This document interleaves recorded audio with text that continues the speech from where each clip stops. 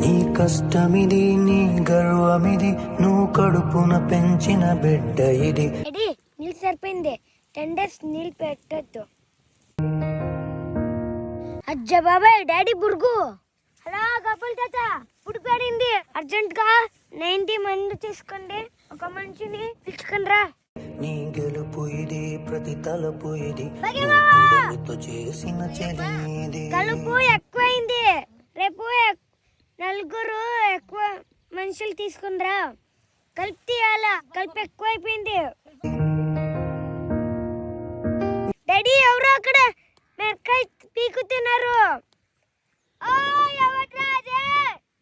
వస్తున్నా నాడే ఉండు.